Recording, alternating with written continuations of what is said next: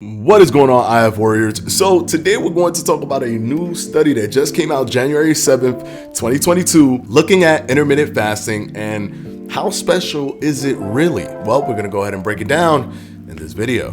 Stay tuned. Now, the study was published in the Journal of Obesity by Heitor O. Santos, and it's titled Intermittent Fasting and Fat Mass.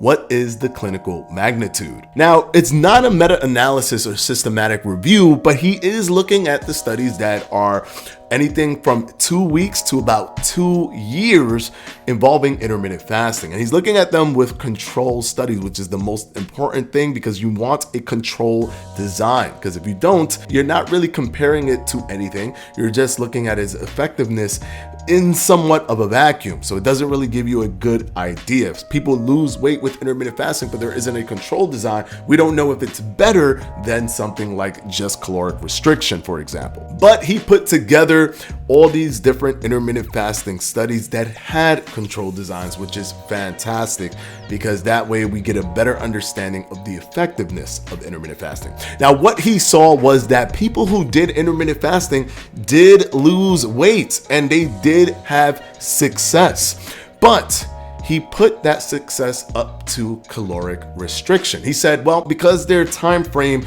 is so small, they tend to just automatically eat below their calorie limit. Now, keep in mind, there are a lot of studies out there with alternate day fasting, with 20 hours of fasting, 4 hours of eating, 16-8, which is 16 hours of fasting, 8 hours of eating, where the participants are told to eat ad libitum, where the participants are literally told, eat what you want and how much you want. And they're put up against a control group that's also told to eat ad libitum. One of the things that I find to be a little bit comical is that this inherent strategy gets thrown to the wayside every single time. It's like, well, it's just caloric restriction. Yeah, but there are people who literally try caloric restriction and cannot do it.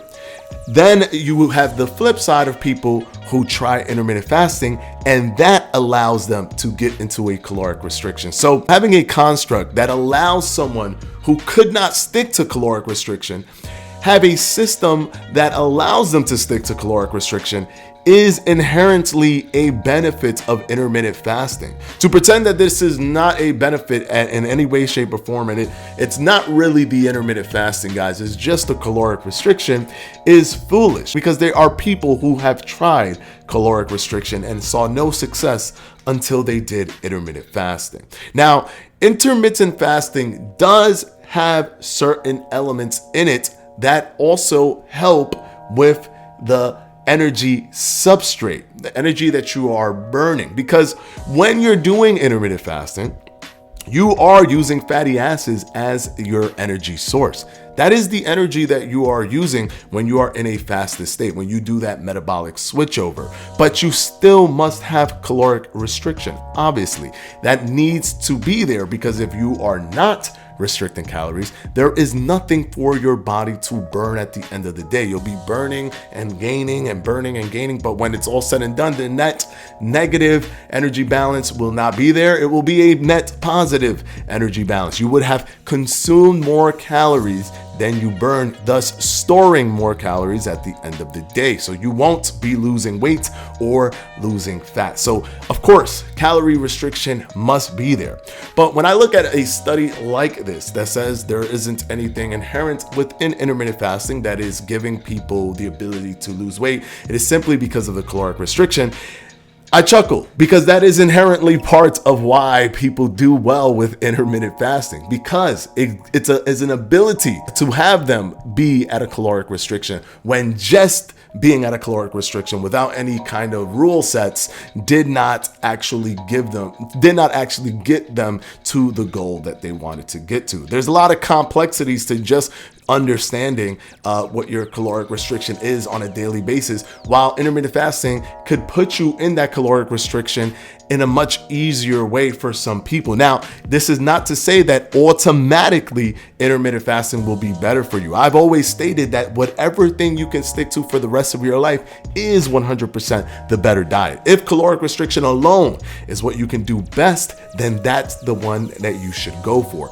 But if you've tried this and you can't stick to it, and for some reason it's too complex, you don't understand what's going on, intermittent fasting helps you get into that position where you could be at a caloric restriction simply because you have a smaller eating window. And yes, this did show that people binge eat when doing intermittent fasting, but people also binge eat when they do caloric restriction because they've been restricting for so long. Whenever you restrict, no matter what you do, when there's a diet intervention, there is always a possibility of binge eating. That's where cheat meals come into play, where people just cheat on their diets.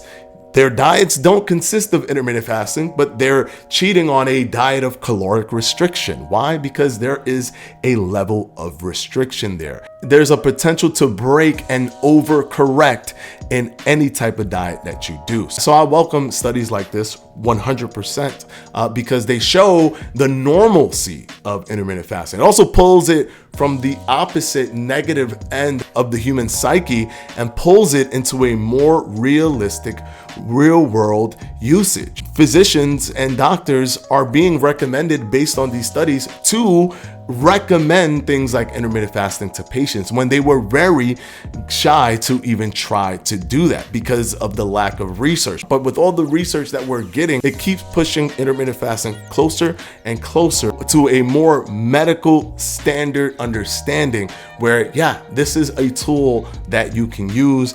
And of course, with everything, there are people that could have adverse effects, things like children or pregnant women or people with type 1, type 2 diabetes.